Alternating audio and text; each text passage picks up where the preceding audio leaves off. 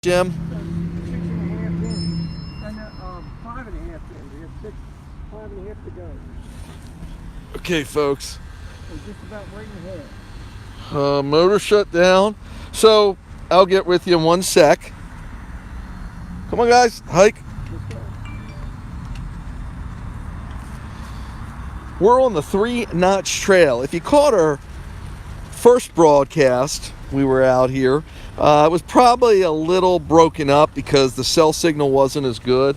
I changed networks, got a couple different ways to broadcast, and I think I got a little bit more solid of a connection here. So I'm hoping you're able to see this without too many interruptions. Using a new setup today, camera-wise, to try to give you the best view possible. So the camera's kind of hovering above us, showing you the workings of the cart, the dogs, what I call the dog-powered go-kart, and the trail as we drive it and the surrounding areas, of course.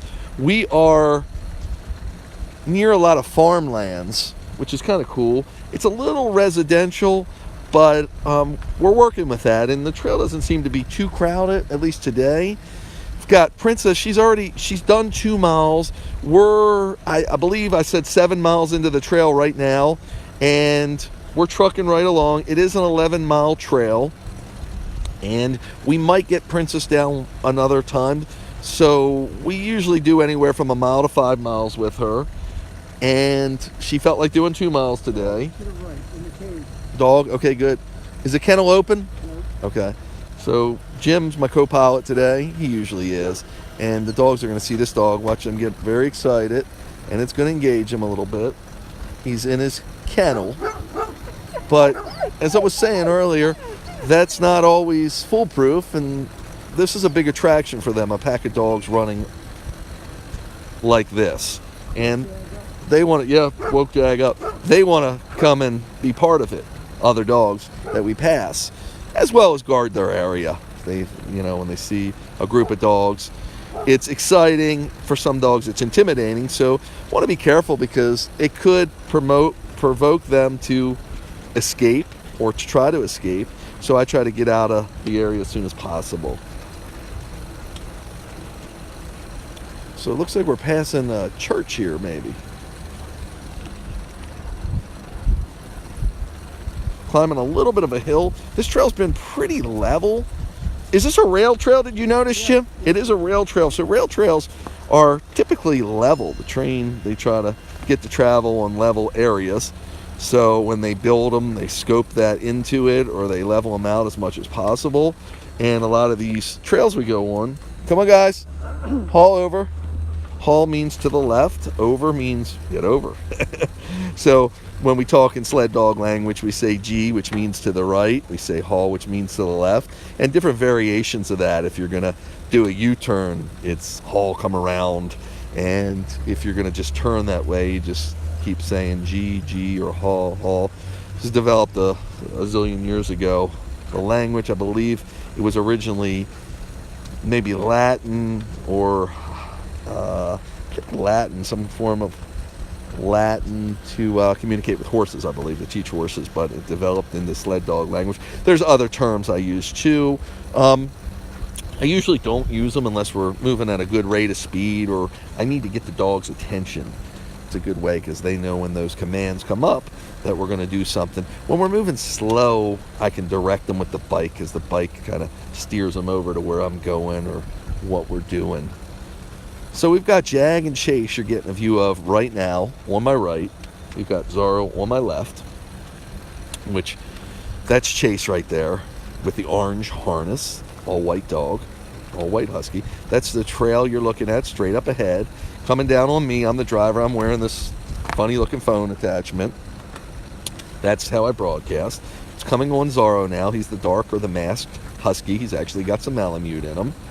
It's going back and it's showing you the camera, that is, some of the trail, some of what we're beside, some of the farmland, etc. And as it pans back, you're getting a view of Jimmy. Not seeing his face yet, and there's his face. And there's Princess. She's sitting in her seat, which again is a special seat made for what we do. The seat is securely attached to the dog-powered go-kart, and she is harnessed in it because anything exciting that comes along, she'd want to jump out of it. Most dogs would, and that would create a problem. So, especially her personality, she's 15 going on 5, which is a good thing, but we want to keep her in good shape. We don't want her jumping out of that seat. So that's why she's harnessed in there. But I would suggest any dog on any kind of vehicle, whether it's the dog power go-kart or a truck or whatever, securely fasten their seatbelt in so they can't hurt themselves. And she's enjoying the sunshine right now. And see her looking out through the field.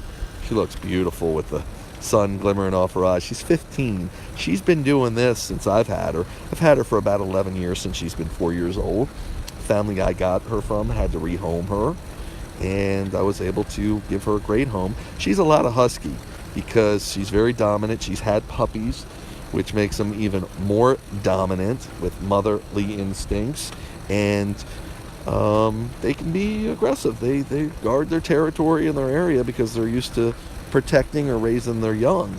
That's just instinctual for them. So female husky that's had puppies can be a little challenging, especially training. Huskies are challenging enough to train, and when you add the elements into it of having puppies, that only adds to it.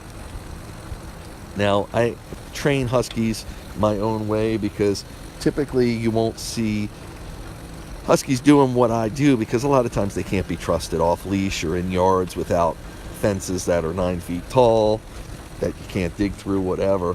I usually defy all those typical criteria for huskies because I keep mine so active, and with the active lifestyle, it helps them sow their wild oats, so they get it all out of their system. So being wild for them is second nature essentially, and they do it almost daily. So escaping out of my yard isn't going to give them the same fun they have when we go on an adventure.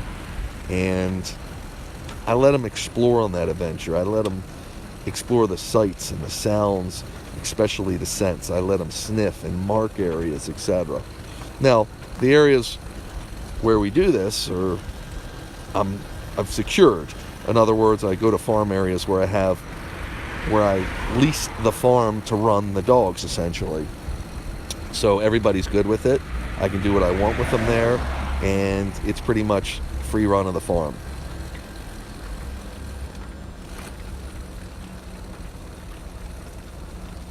And I realize that that's not possible for everyone. But with that being said, if you know or you network yourself and find people that have large areas of land, and they don't have to be, I go on some of these farms are 500 acres, but a few acres is good. If you can find somebody that has, and it's, even if you have a few acres where you live, that gets boring. It has to be an area you can take the dogs to on and don't reside there daily, because eventually everything becomes mundane day in and day out. That's why we change everything up when we train them. But what I'm saying is, if you happen to know someone, or someone you know knows someone that might have a few acres, that you could say to them, hey, would you mind if I used it to take my dogs there and take them off leash? I'm sure you could find there's more willing people out there than not. And it might be something where if someone has a couple acres, might be willing, hey, $20, can I walk my dogs on your property once a week or whatever? And if you can find that, you would be able, I would suggest doing a training regimen with someone like myself and getting some GPS collars that can track your dogs. Food motivation for huskies does not work. So if you ever interview a trainer or talk to anybody that trains through food motivation, move on to another one. They don't know anything about huskies, because yeah, it works for about 20 minutes, and then as soon as the husky gets bored of it or realizes there's more to this than food, I'm taking off or I'm doing my own thing, then that's basically what they do. So that won't work. Now this trail right now is paralleling the highway, and the dogs are not concerned with the highway because we've run lots of highways before, so there's no problem with it. I'm just taking them at a slow pace. We were cooking a little earlier. If you saw us, we were probably averaging 5.5 miles per hour. Now we're at 4 miles per hour. She's taking her time. It is beautiful. Temperature's probably close to 50 now. As the sun's getting lower in the sky, its temperature's going down some, but still quite enjoyable. Now, anything above 0 is good for the dog. Is warm for the dogs. These dogs are actually built to function in and survive in climates, they say, 50 below 0 and further. Now, not too many parts of the earth get that cold, but that's the kind of coats they have and body structure they're they're built for. So Zara's doing a pit stop, which we stopped for him. Sled dogs a lot of times, and this is true of Jag. Good boy, Jaggy. Is it on the grass, Jim? Yeah. Out of the way? Okay, now what we'll do is, depending on where it's at and where we're at, we'll clean. What's that? Oh.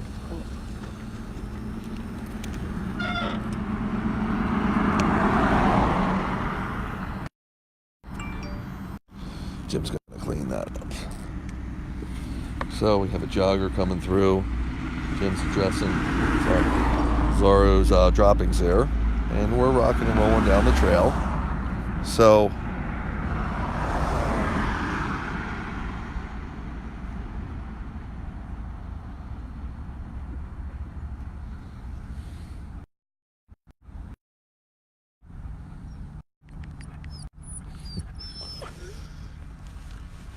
no problem.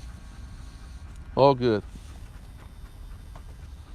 So the sun is starting to set some, getting a little lower in the sky, as I said, getting cold. And I was explaining how huskies are actually, they say, built for temperatures 50 degrees below 0 and colder.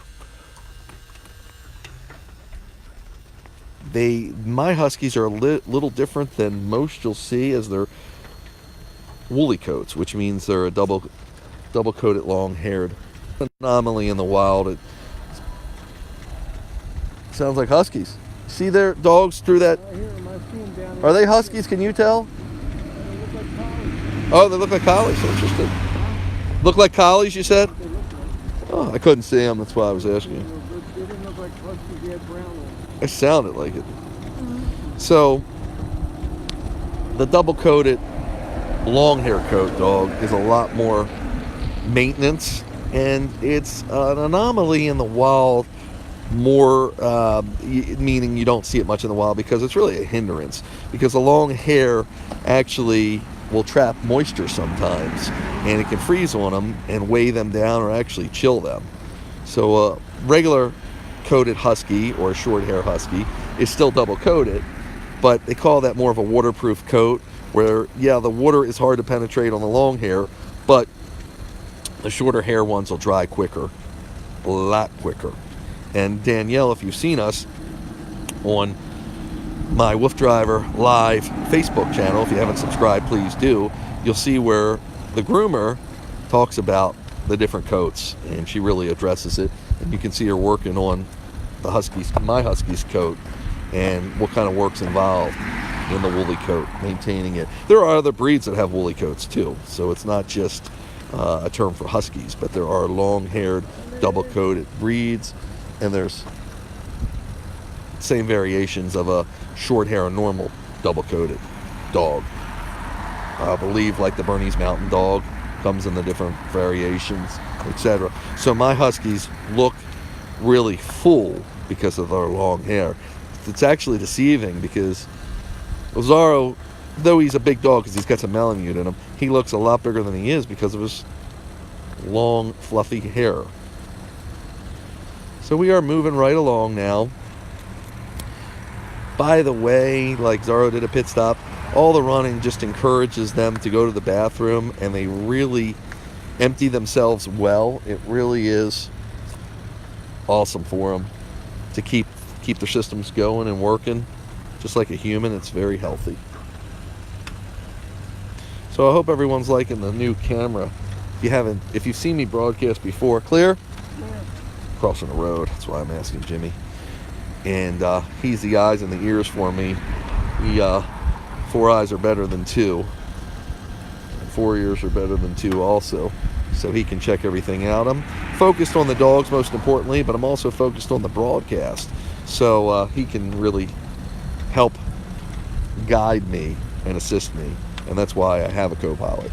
But the new camera system, as I was explaining, actually gives you a view. The camera's kind of hovering above us, rotating and tilting to give you a more complete view, because this is a lot to take in.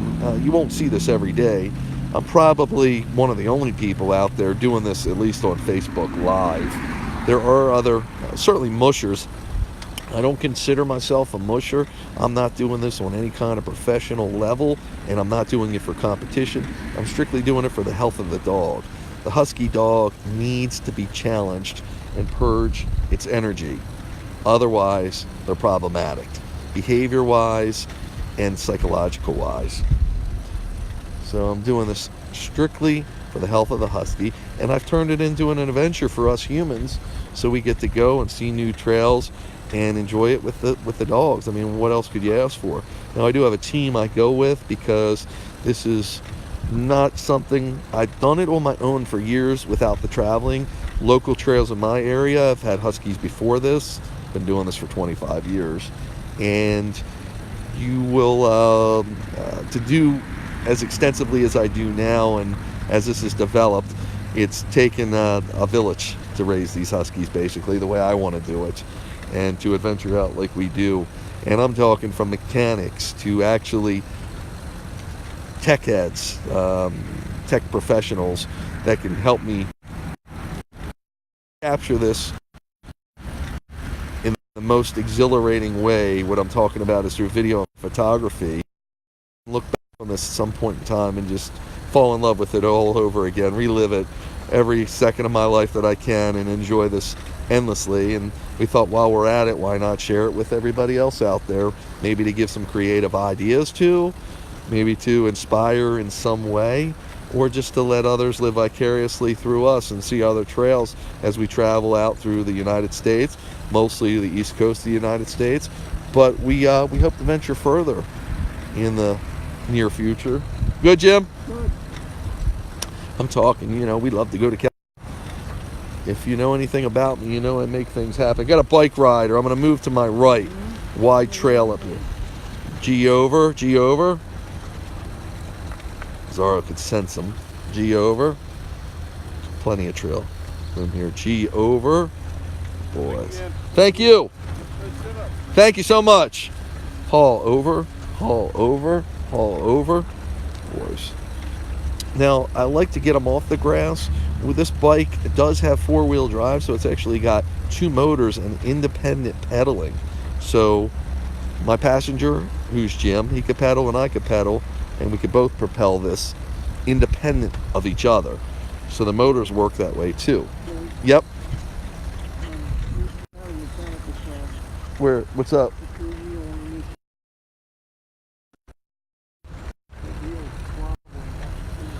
Should I check it? You could check it, but you better have. Is it? You think it's gonna come off, or? It's pretty serious, right? Or should I stop? Mm-hmm. Oh, guys. I didn't mean to interrupt you. That's okay. So we're gonna do a real quick check. Seems pretty simple. You get wobbly. It's all right. You just keep on there. So we got a little bit of mechanical concern. Look down on it. Come on, guys, hike. Look down on it. You see what I mean? I heard it before. Yeah. Tell me if you think I need to stop again. Okay. Sorry, bud. Believe me, that comes first. So if you need to interrupt me, please do. So Jim, and again, this is why I've got a team. Jim feels like the front wheel is a little wobbly. We lose bearings occasionally, or the bearings go bad. Even though they're built for this, still only bikes. They're not ATVs, so we're putting them through a lot of stress, and they need to be maintained properly, and a lot of times new parts need to be put on them, and that's my mechanical team. The Chris P man, if he's listening now, he knows.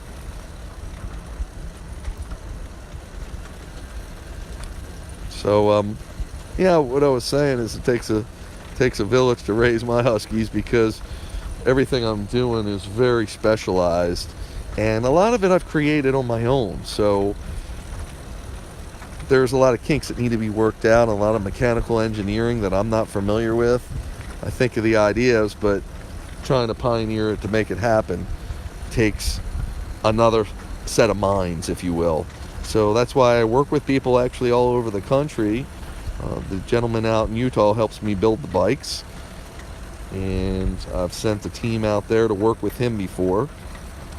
Beautiful farmland. You're looking at Zorro, looking at him now. So that's for the bike aspect. What I actually call fur wheeling, kind of like four wheeling, but F-U-R, fur wheeling. Moving at a good pace, about 5 miles per hour now.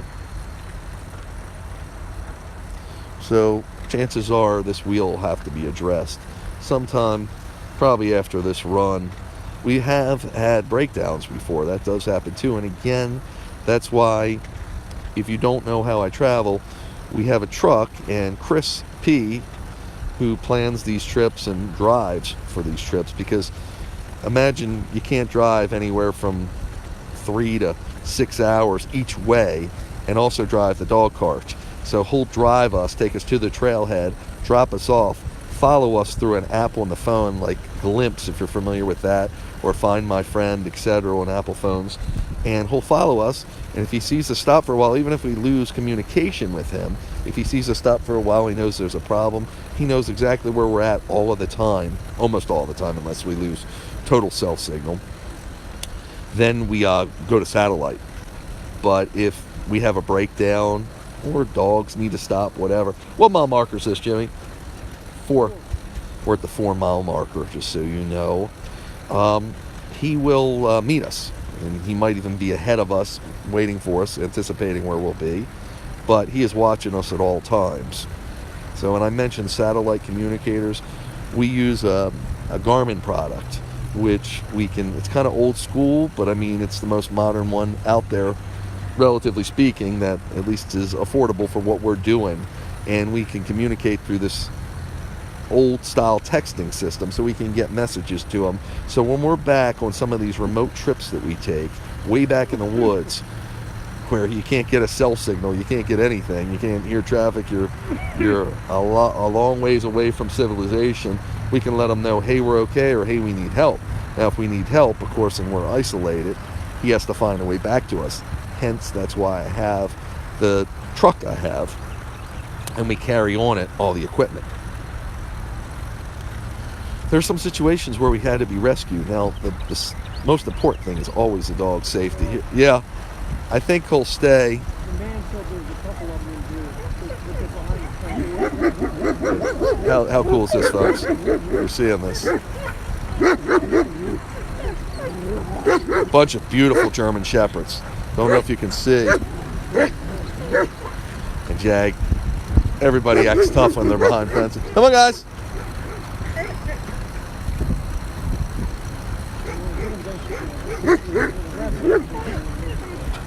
How cool is this? I don't know if you're getting a view of this, folks. 3 German Shepherds, beautiful. 2 black. Oh no, it's 1 German Shepherd. Are they? I thought one. No, that was a mountain. Yeah, Bernese mountain dog. It looked like. But sometimes there's gaps in these. How cool is this, folks?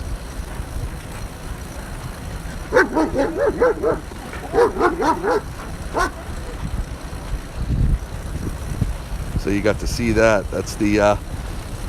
We pass a lot of dogs, and of course, like I said, because we're in a pack, woke Jag, yep. They want to be part of it. They actually want to run. I know they sound aggressive, but a lot of times, yes, some of them are protecting their area, but a lot of them just want to run with us. And of course, we can't have that, but they're securely behind their area, and they're excited. So that's Jag with the blue harness, Chase with the orange harness. And looks like we're coming to a street crossing. Now I'm checking in my rear view mirror, because you never know. Sometimes a dog can get out. And we've had that happen before too. Again, that's why I'm always carrying a spare leash on me. And a way to restrain and safely secure a dog that would confront us. for those of you watching on Google Maps, we're at Braxton Way right now, crossing Braxton Way on the 3-notch trail in St. Mary's County, Maryland. I'm with the wolf pack, Zorro, who you're looking at now. Jim, my co-pilot, with Princess, the 15-year-old husky, in her seat behind us. That's Jag in the blue harness, Jimmy and Princess. And you can see the trail behind us. Jason, Jag.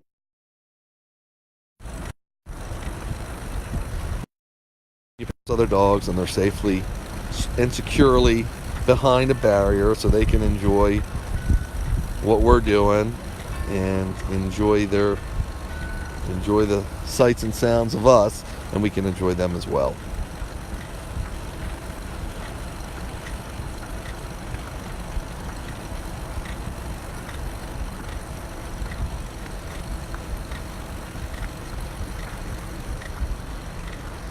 So I mentioned before, Jag's kind of bouncing. Okay, now I slow down a little. It's cool when he bounces, and he does that because he's got short legs, so his stride is nowhere near as the other huskies. So that bouncing sometimes tires him out. So I don't want him bouncing too much unless we're doing a sprinting run.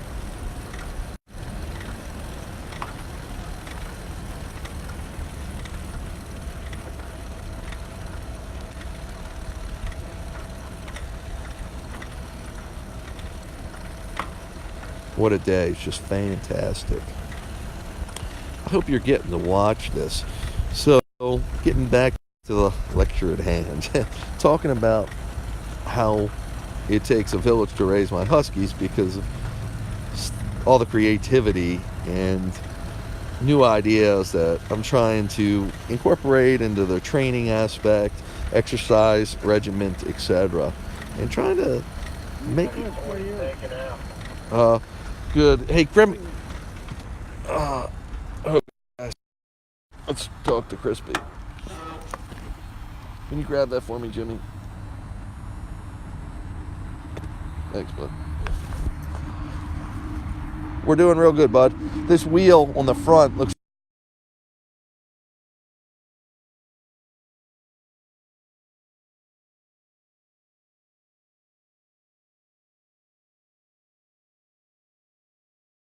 right up to, you're about to pass me now. I'm in the shopping center.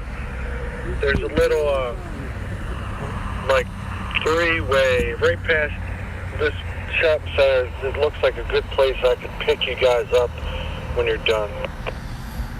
How far down is that? According to what I read, we have a little better than 3 miles. Yeah, I'm saying, like, to come back to this point, pick up. You're saying, so go the 3 miles and then come back? No, that's probably too far for your total trip. I'm saying, figure out how far you want to go, and then, I can give you a point of where you can turn around. Yeah, we could probably complete the trail, I think. Can you pick us up at the end or as close to the end as possible? Come on, guys. Yeah, there's really not anywhere. I can try to look, but if anything, it's going to be like the edge of a road pickup. We see you. We're right. Uh-oh. That might be for the wheel. It's making all kinds of noises now.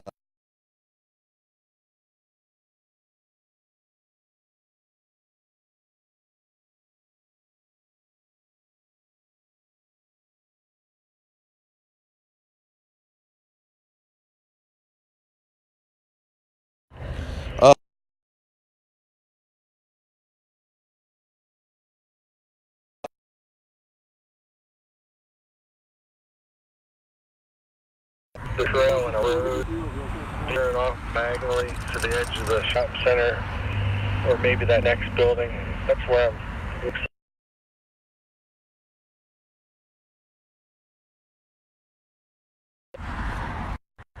Are you going to come down there?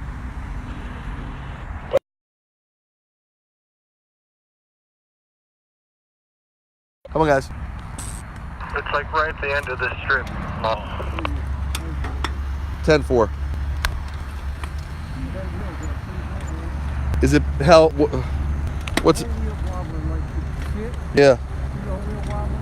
But it felt pretty solid though, didn't it? Well, it's running, but it may be running without a bearing.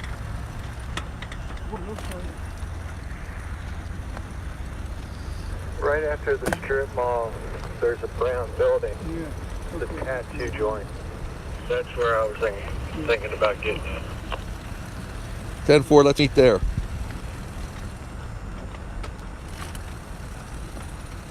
Where's he talking, Jim? Right here.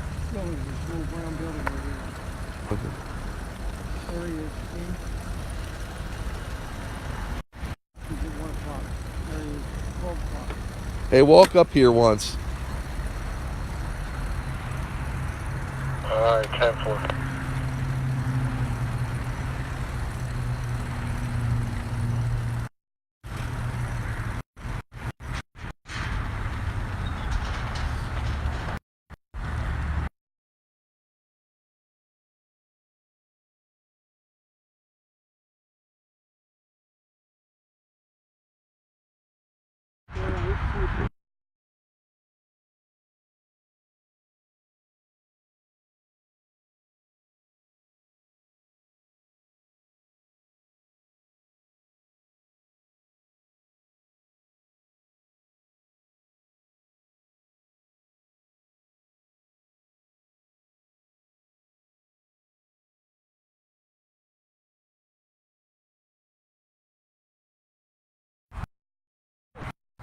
Yep, I can see it.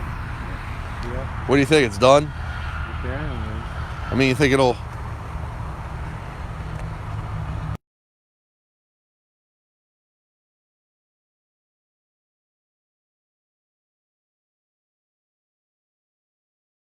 Yeah, I was worried about it. I seen it.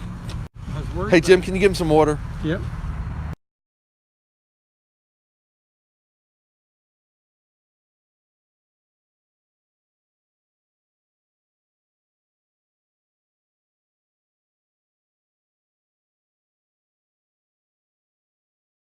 Folks, we got some mechanical issues here we're going to address. Right now, we've got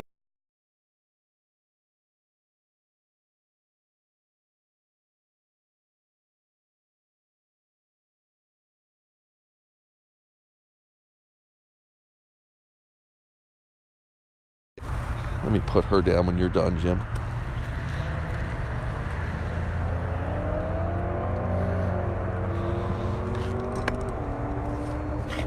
How's the Jag Man?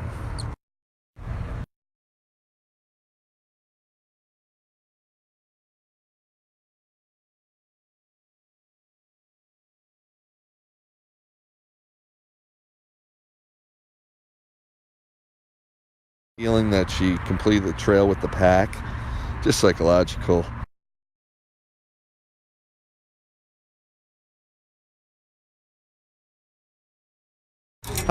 Plenty of room.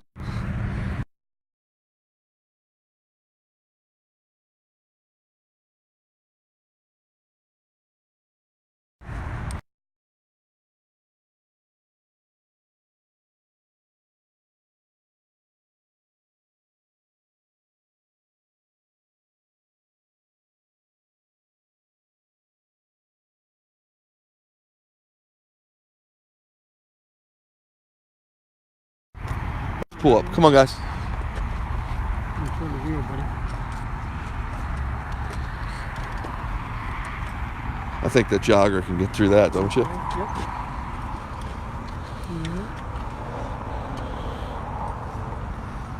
Hey, Jim, move that a little closer to him, please. Look. Yep. There you go. Thanks, bud. I didn't know it was pulling against the chain. I wasn't paying attention to watching the car. Don't worry, John. Remember, if it's you or the dogs, dog, it ain't you. Yeah, thanks for reminding me. We got an old saying, Jimmy says, if it becomes the safety of me or the dogs, I know I'm going before the dogs. It's just WooFDriver way. So we're watering the dogs. Chris is checking the mechanical feasibility of finishing this trail. We've got enough mileage in for the day. A couple things I'll do in this situation. If I want to, because Zorro and Chase is wanting to go. Got a lot more left in him. So, yep. If he don't want me. So what I could do is put Jag and Princess up and roll down the trail another 2-3 miles and burn their energy up. That's a possibility. Or we can go slow pace altogether. That won't burn them up as much, but it will. It'll give them a little more. Or we can call.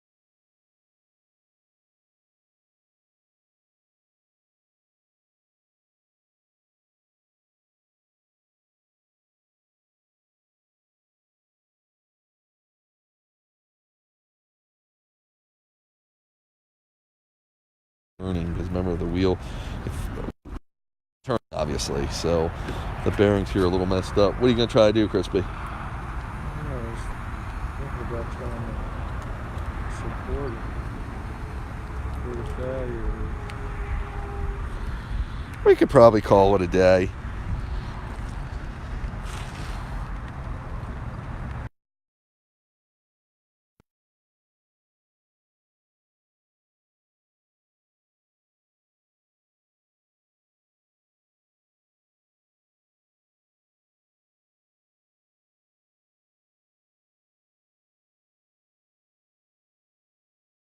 Because this wheel is really tweaked out. The bearings are shot in it. Chris is going to try to do a MacGyver, we call it, a makeshift bandage one there. But instead of doing that, the dogs have done well, and we've been out here for a few hours now, so I think we'll call it a day. But to prepare the truck for the dogs to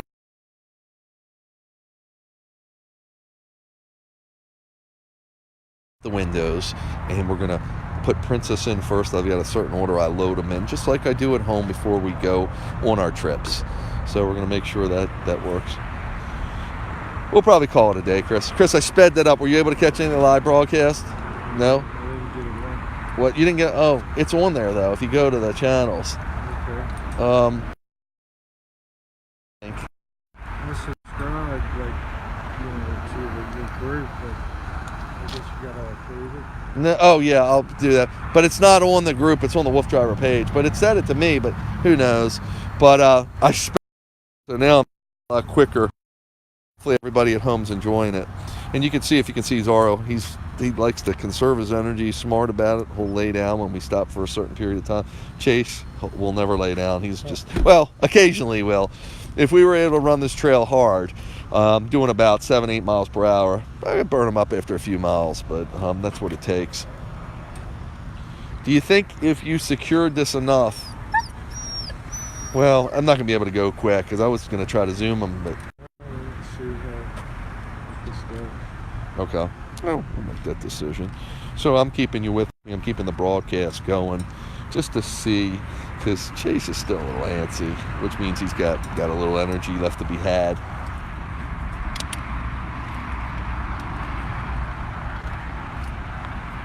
And I'm going to check my settings on the camera, make sure we're good. Yep. Everything looks great, folks. What I do is I check the battery level, our connectivity. That's a little hard to check in what I'm at now, but it usually tells me if we run slow spots. Hopefully the stream's still growing strong. What's that? Yeah. Oh. Did they get by? We're blocking their area. Are they okay? I must have went over there.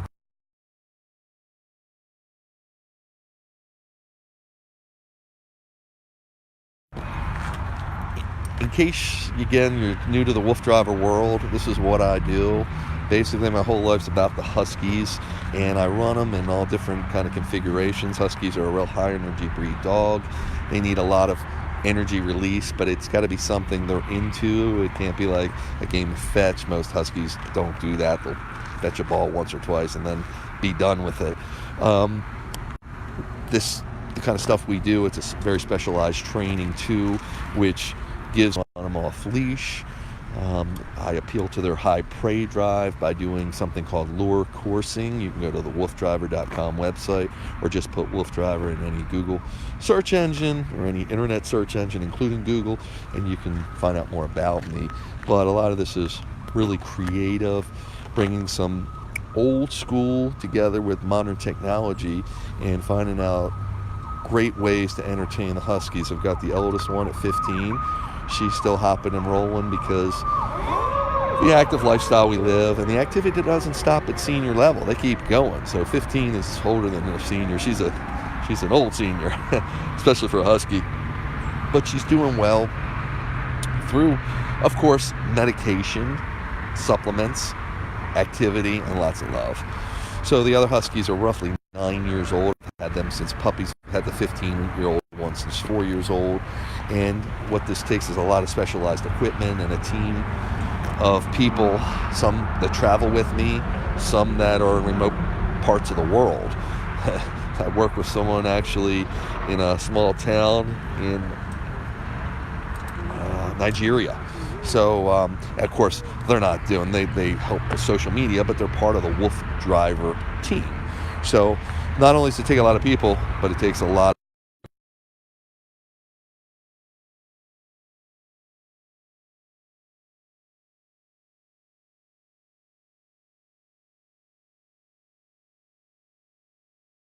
the truck. So if we feel froggy and we want to leap, what we'll do is probably put Jag and Princess up and just run Zorro and Chase a couple miles, get some really fast running in for them, and let them complete the run like that.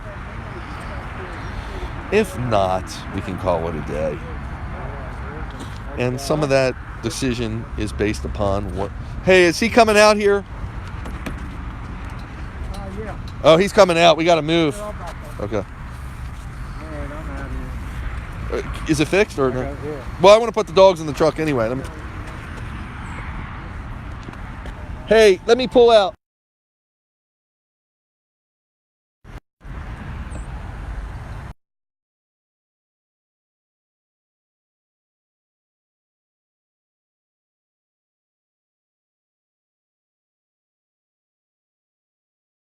Coming out from that gated area.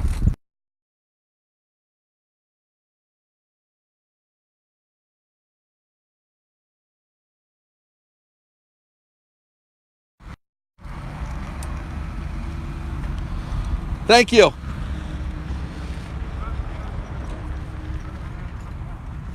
Do you think you can pick us up down there or no? Is there a road down there? Yeah, you see that yellow sign down there? Yep. Jim, hop in with me. Okay, buddy, I never know where I'm doing. I mean, even if you want to go to that trailer and whatever, just to see if what I did. We're just going to test this out. And it'll give Princess a little ways. Just go down a mile and turn around and come back a mile. Yep. Is that good? Well, I don't know if he's not sure. No? See if it holds up. Jim will be the eyes and the ears of it. It's already leaning to it. Yeah, it's going to, but it's not rubbing on there. Okay. Come on, guys. Hike. So what we decided to do. Come on.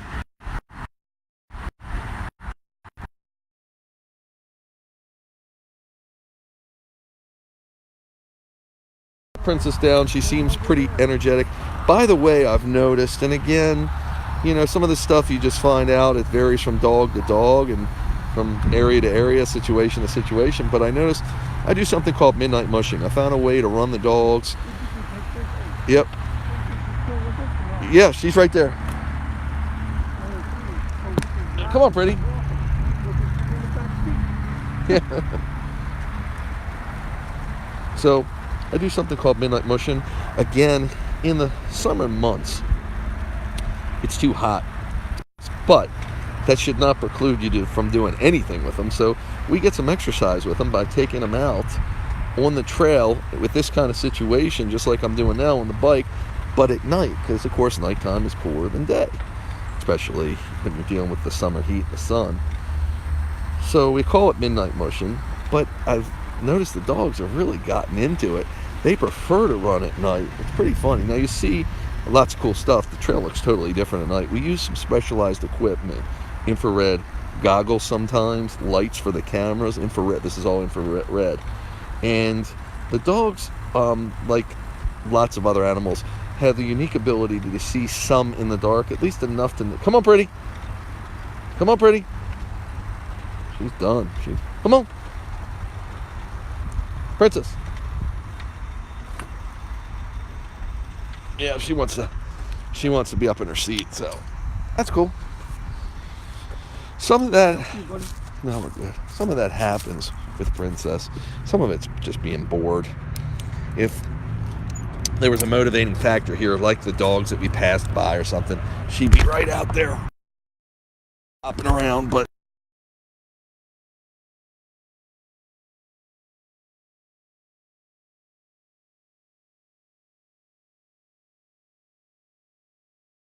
the 11 years that I've had, I remember she's 15, but she's done this at least all of her life with me, so she knows the routine, and she's been there, done that before. Good girl. Hey, Chase. He wants to go. Here we are, brother. What's that? The Cass Barbecue Shop. That's where did we eat lunch there? That's where we ate lunch. It's funny. Yep. So, back to the midnight mushing. Come on, guys. Hike. So the midnight mushing really developed out of my need for other huskies I've had in my life before these. Remember, I've been doing this for 25 years. But I wanted to run them to get them exercise, especially in the colder months.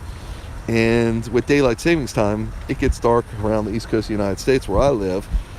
4 o'clock, 4:30, it's getting dark, and I was working until like 5:30, 6 o'clock. So I had no choice but to take them out in the dark. And that's basically what I started doing. Thank you. But back then, lighting wasn't as developed as it is today. Headlights, I'm talking, for people on bikes and stuff. Oh, forgot about Crispy. So I had to find another way to see trail traffic, and that's when I came upon night vision goggles. And since I was doing this by myself at the time, I needed the best pair of my money could buy. So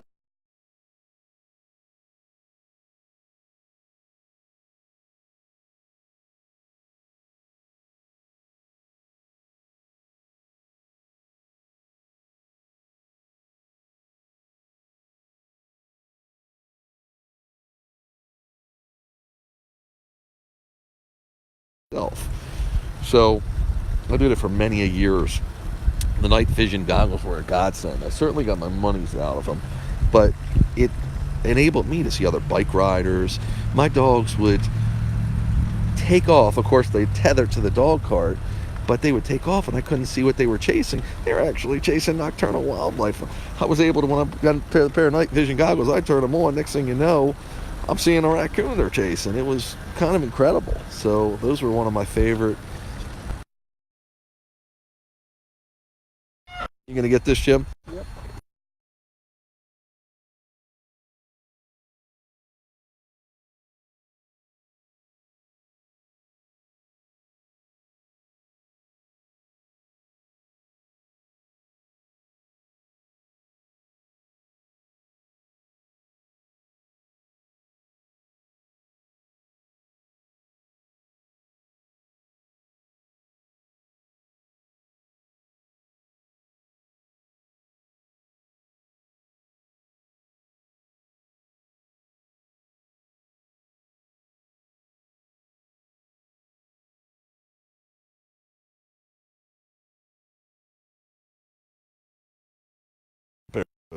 So might be on the best advertising yet. In case you don't know, night vision goggles are developed by the U.S. military, and they're used to see in the dark. Essentially, the element of surprise is good.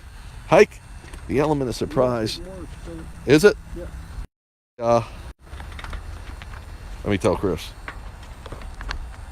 Wheels getting worse. I'm going to turn around up here and come back to you.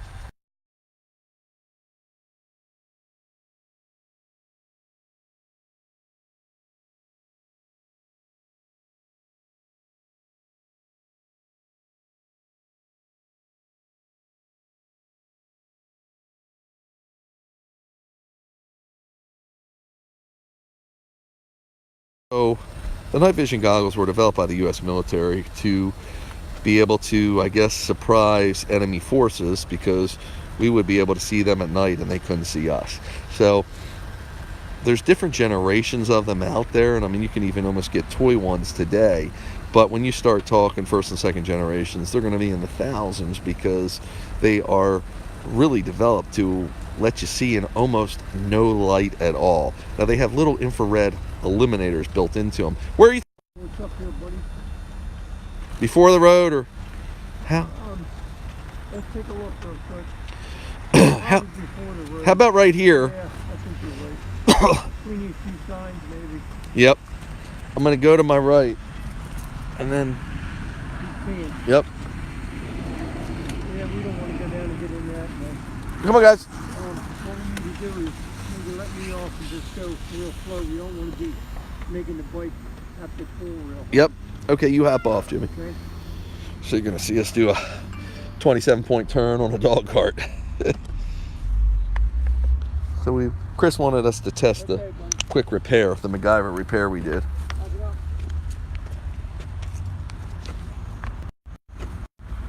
Back up, guys. Back up. It's kind of cool the dogs understand. Okay. Forward. Whoop. Good.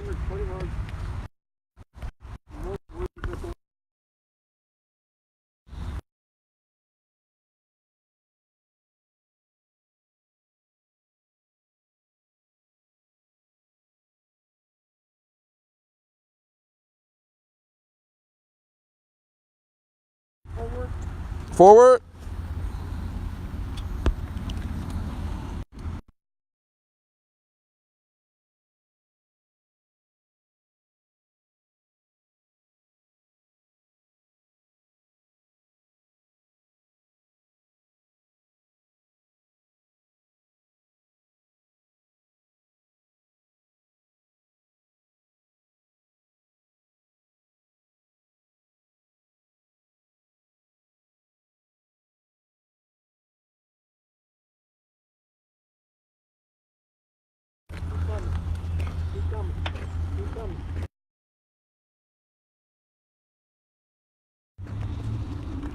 Good. That's the bicycle lady. You go forward now.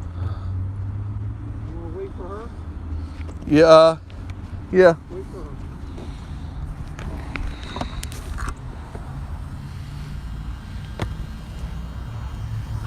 Howdy again. Have a great day.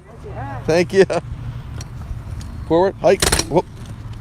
That's just. What you're doing is putting the strain on that thing. It's ready to break. Nah, it's not the wheel. That was the chain. Well, that's... Yeah. You ready? I know, but I ain't in it quite yet. I don't know if I ought to be in it or not. Okay, go ahead. Come on, guys, hike. We have had wheels fall off before, so that got us about an extra each way. Total probably half to a mile. Come on, Zorro. Zorro. He hears a horn and he sees people. So, in any case, the Midnight Mushing became a big hit. I mean, it was tough out there because it was cold and it was dark and I was by myself. So it wasn't as much of a party as we've turned it into days of late. And what I mean by that is, as I started evolving and I could adjust my working hours, I could take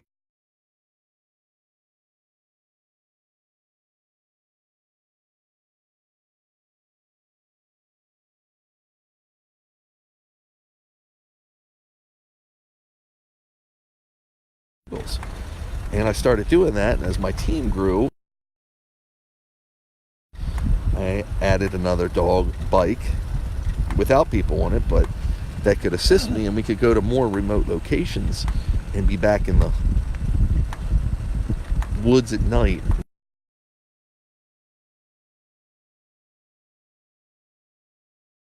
And everybody could see it, and we could film it, and we could have a kind of a party, and we could take our time, because again, it's still warm even though it's at night for the dogs, so we could go slower, like a walking pace, and they could get some riding in, some work in, and we could have an adventure. And that evolved into ghost hunting, what I call werewolves, etc. So just some WooFDriver history there. As you see, folks, we're headed back to the truck. We went about a quarter or a half mile. We were going to try to get a little more mileage in, but because of the condition of the bike, and the trail's also a little harder to access according to what Chris, who's our planner, sees. So he's like, we'd have to go 3 miles up, 3 miles back, and that's going to be, we don't need to do that today.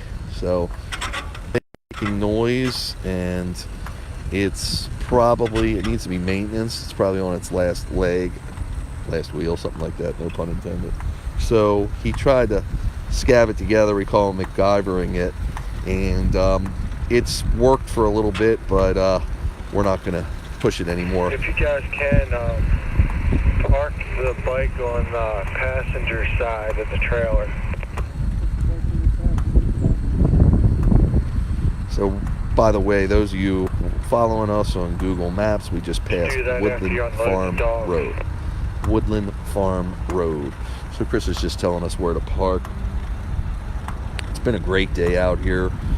I'll give you a final mileage reading as we're done. That includes for the team and includes for Princess, because she hasn't done as many as the rest of her Wolfpack mates. Hope you enjoyed the new camera views. The sky's a beautiful hue of blue and pink, and the dogs are happy. Again, Chasen's already got a little bit of extra power left in them, but we're going to reserve that for tomorrow or Thursday's activities. You can see we're still getting some beautiful views, even though the sun is setting. If you have any questions or comments, please don't hesitate to leave them in the comment section of this feed, wherever you're watching. I'm syndicated over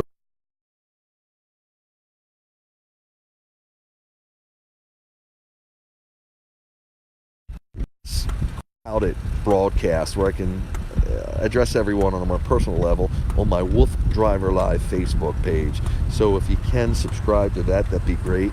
We do have a WooFDriver Husky Overload group where everyone can post pictures of their Huskies, and have some fun with that. Also, you can put WooFDriver, WOOF driver, in Google, and you'll get lots of information about me. So what do you want me to do? I don't know. You gotta unload the dogs first. Yeah. Am I clear? Yep. And you can get lots of information about me. So we're going to call this an evening here. I'm going to keep the camera on while we unload.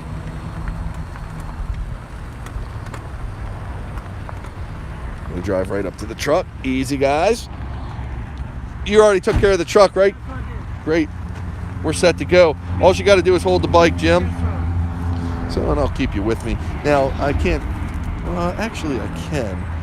Hang on one sec. I'm going to let everybody see how we do this. Well, I'm just going to leave the camera running. You'll get a view as you do. So I'm taking...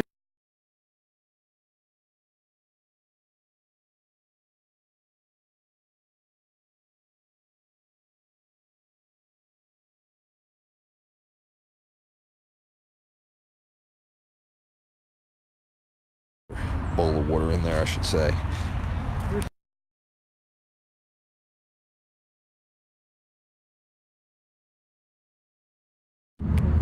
This is a little sensitive sometimes around her side. It's just always been like that. So when I just tell her she's a good girl when I reach her there. Come on, good girl. So, thanks, buddy. I'll load her up first. Windows are cracked. Come on, good girl. Really nice, because I can assist her.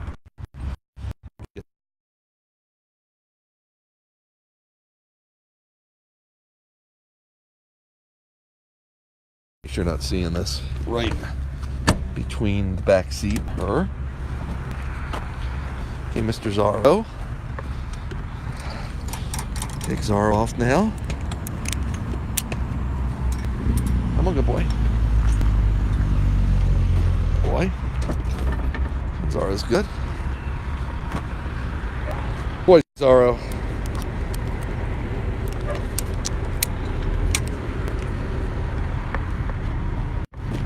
Is he coming this way?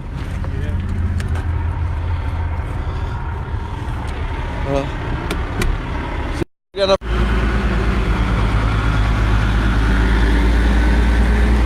Chris, can you open Jag's door? Thanks, bud.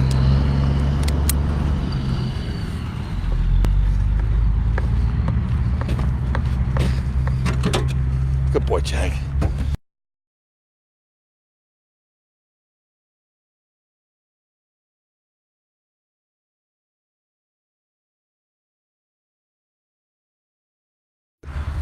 And I lay the harness on the front seat. And Zorro off now. Zorro, you're a good boy. Good boy.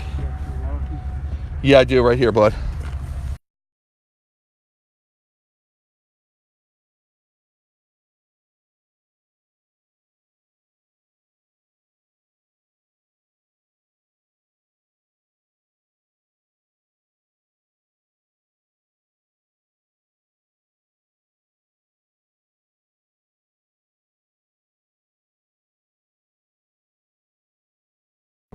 Okay, good boy. Good boy. This equipment, because it's pretty extensive, as you can see from the broadcast, to the dogs.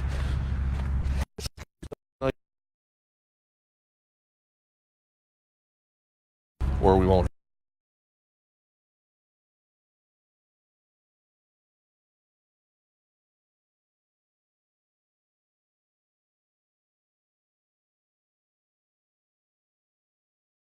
Some of this equipment you can't rebuy. I mean,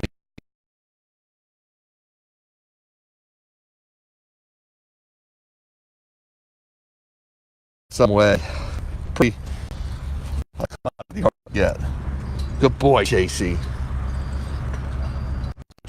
This is all now. You never check the dogs too much. Make sure everything's good. I'm coming around. And that's where we're at right now, folks. So, hope you enjoyed the page. WooFDriver Movies page has all WooFDriver movies. A lot of WooFDriver. Just put that in on Facebook and you'll see all the pages. Depending on what you're interested in, I probably got a page